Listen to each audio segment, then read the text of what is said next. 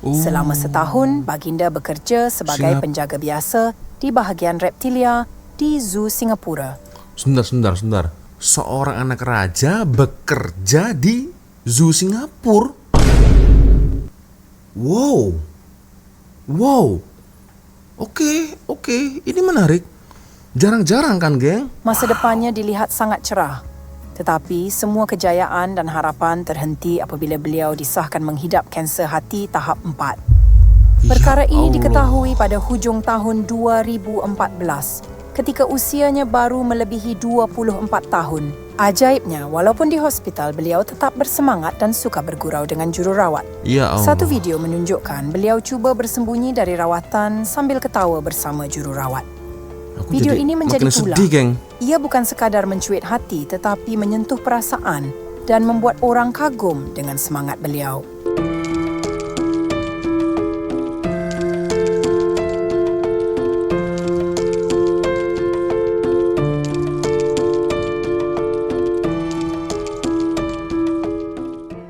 What's up, Re? Assalamualaikum warahmatullahi wabarakatuh. Hai Re, jumpa lagi ada saya di sini, Wak Lonjong. Salam lonjong. Hiya. Apa kabar kawan-kawan? Semoga semua dalam kondisi yang sehat, Re, ya. Amin ya robbal alamin. Oke, geng. Jadi di Instagram ada satu request, tapi beliau ini nggak mau disebut namanya ya, dikarenakan masalah privasi, geng, ya. Beliau request ya dari channel Desas-desus yang benar. Oke, jadi tajuknya ini adalah nasib tragis putra Raja Malaysia yang meninggal pada usia muda, yaitu umur 25 tahun, guys.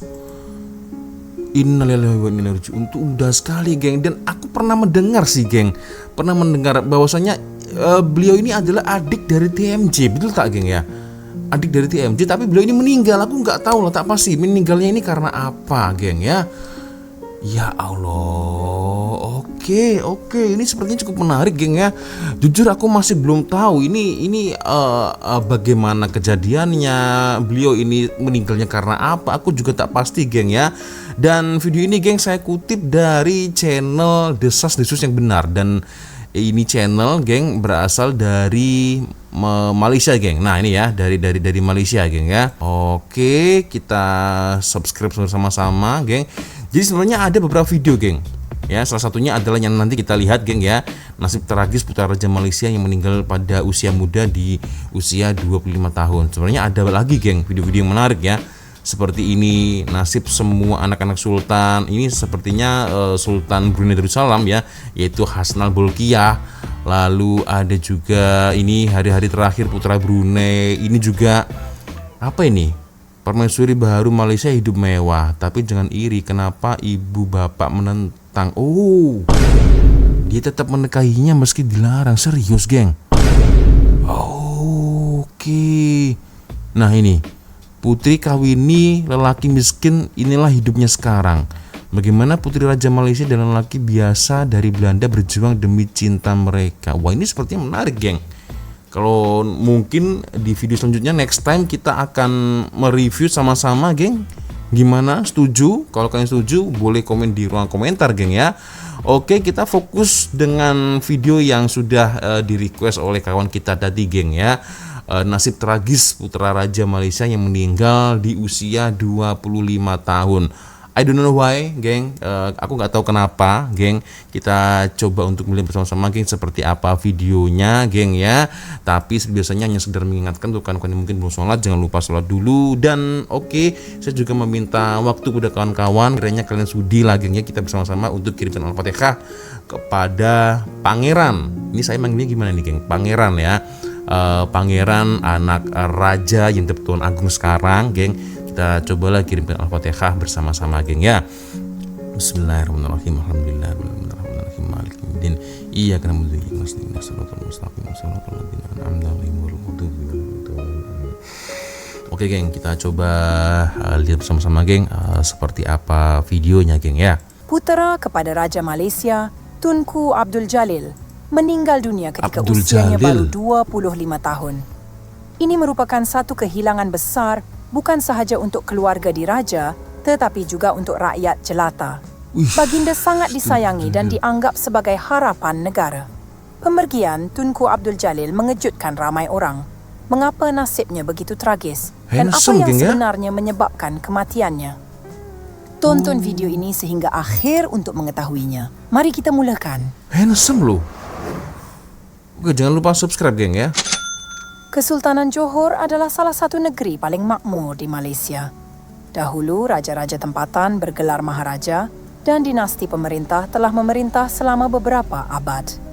Pada bulan Januari tahun 2024, Ketua Keluarga Diraja Johor telah dipilih sebagai Yang di-Pertuan Agong Malaysia. Sultan Ibrahim dianggap sebagai salah seorang lelaki terkaya di negara ini dengan kekayaan dianggarkan sebanyak 5.7 bilion dolar. Wow. Baginda mempunyai seorang puteri dan 5 orang putera dan salah seorang Ini ya. daripada mereka akan sentiasa dikenang oleh rakyat sebagai Raja Hati Rakyat. Ya Pada Allah. bulan Julai tahun 1990, Ini seorang kecilannya? putera dilahirkan dalam keluarga diraja ini. Baginda dinamakan Abdul Jalil, yang Abdul bermaksud Jalil. hamba kepada Yang Maha Agung dalam bahasa Arab. Ya Allah. Ayahanda dan bonda baginda menaruh harapan yang tinggi dan sangat menyayangi anak anda mereka. Mereka berharap bahawa suatu hari nanti, anak anda mereka akan menjadi tiang negara demi rakyat dan kesejahteraan negeri. Anak-anak orang kaya dan bangsawan tidak selalu memenuhi harapan ibu bapa mereka.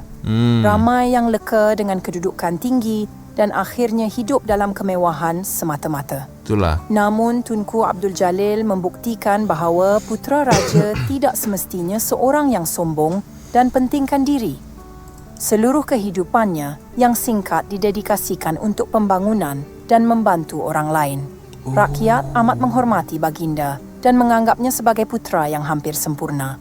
Selepas menamatkan sekolah menengah dan seterusnya sekolah tinggi di Johor, Tunku Abdul Jalil menunjukkan minat mendalam terhadap zoologi.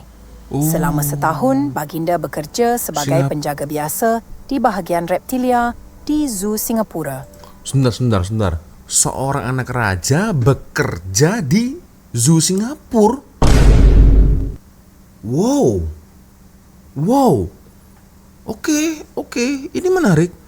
Jarang-jarang kan, geng? Kajian tentang kehidupan haiwan begitu memikat hati baginda hingga baginda memutuskan untuk melanjutkan pelajaran di Persatuan Zoologi London. Selepas 2 tahun belajar di Britain, baginda lulus dengan cemerlang dan kembali ke tanah air. Sebagai anak kepada Sultan, Tunku Abdul Jalil ditawarkan jawatan dalam pentadbiran awam, tetapi baginda tetap setia pada minatnya. Baginda meneruskan pengajian zoologi di Pusat Pemulihan Orangutan di Hutan Simpan Kabilis Pilok. Apabila meningkat dewasa, baginda menyedari bahawa bukan haiwan sahaja yang memerlukan perlindungan, malah manusia juga. Tunku Abdul Jalil aktif membantu Persatuan Bulan Sabit Merah Malaysia dan beberapa pertubuhan amal kesihatan. Bulan Sabit Merah Malaysia itu ternyata apa ya, geng? Badan amal untuk masyarakat, geng. Ini aku baru tahu nih ya. Cabang Sibu. Oke.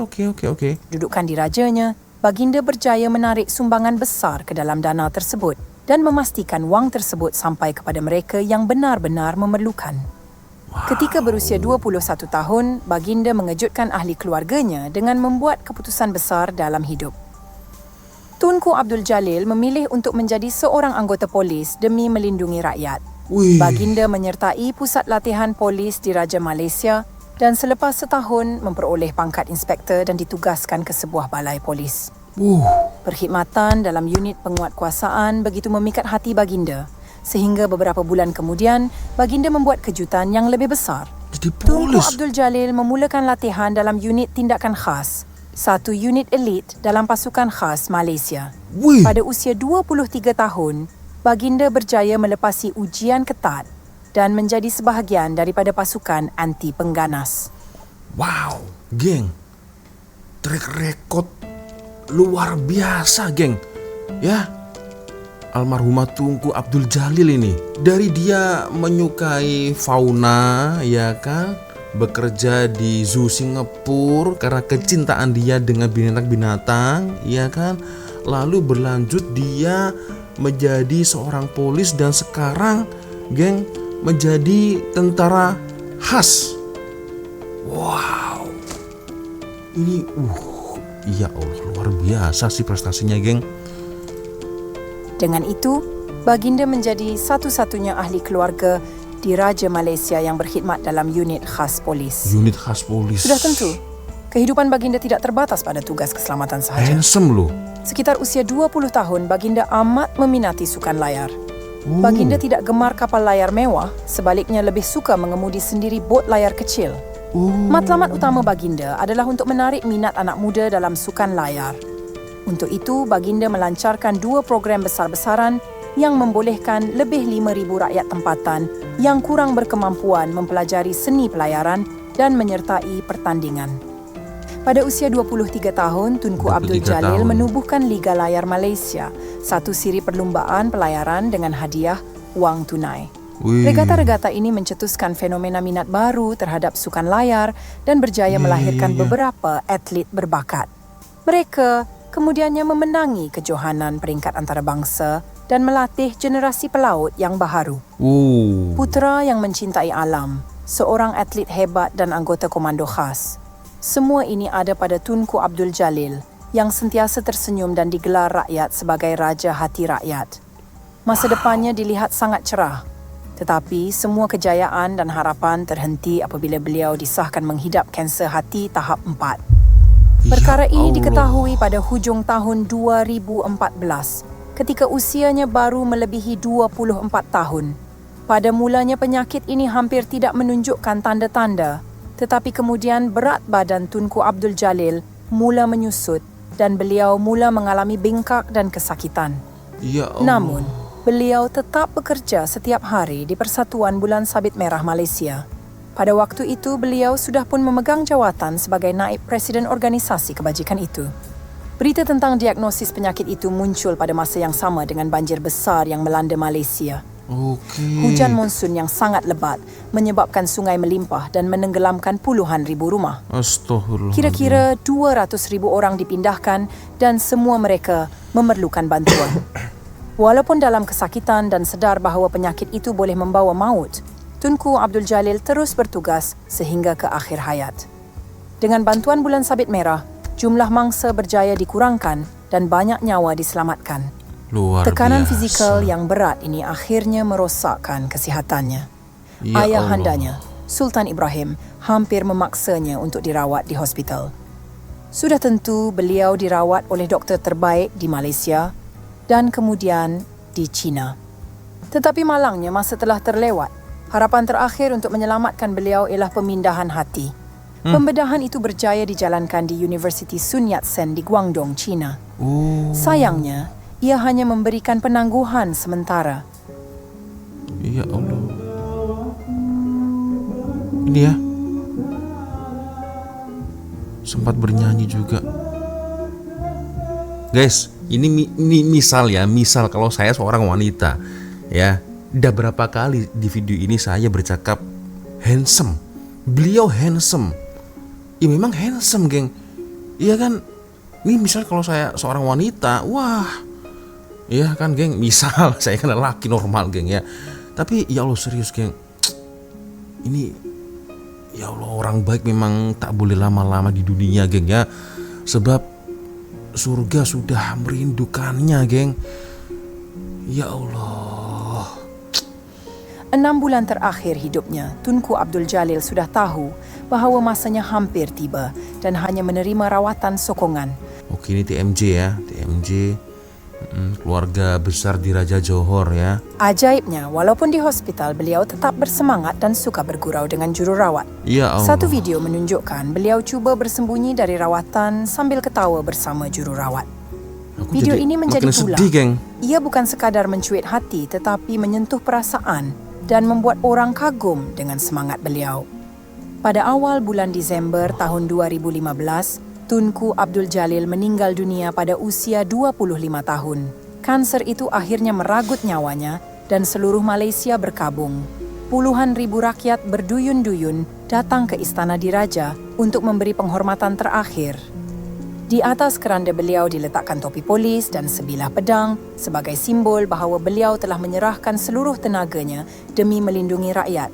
Selepas solat jenazah, beliau dikebumikan di makam Diraja Mahmudiyah dan ayahandanya, Sultan Ibrahim, bersumpah untuk membantu semua rakyat Malaysia yang menghidap kanser. Baginda menunaikan janji itu dengan membina pusat rawatan kanser terbaik di Asia Tenggara di Johor Bahru. Pusat itu dinamakan Tunku Laksamana Johor sebagai penghormatan kepada putra raja.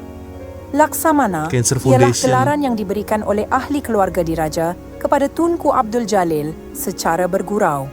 Moto pusat perubatan itu ialah berjuang seperti Jalil. Setiap tahun, pusat rawatan moden ini menerima kira-kira 7,000 pesakit kanser.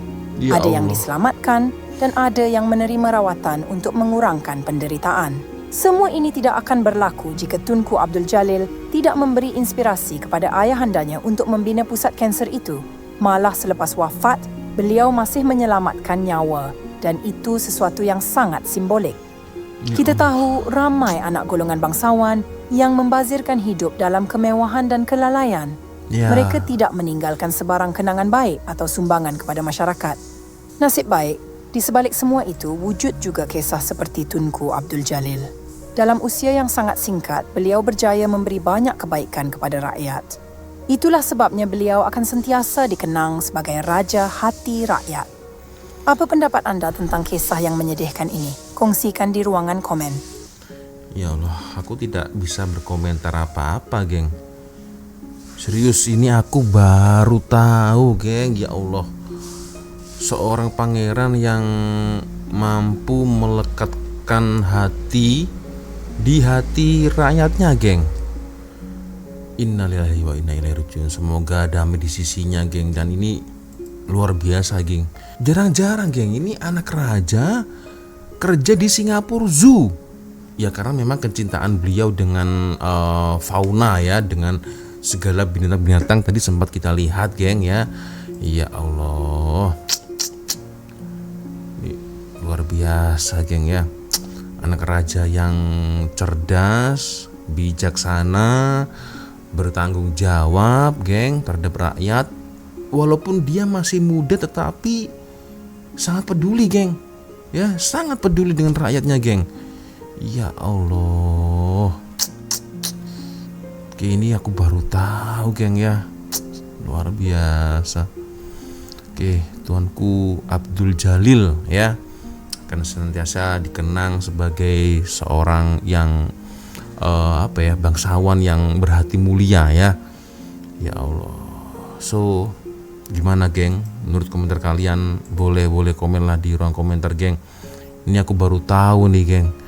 Ya Allah. Oke. Berarti ini adik dari TMJ, geng ya, betul ya. Oke, ya. Sepertinya cukup sudah untuk video kita kali ini, guys ya. Luar biasa.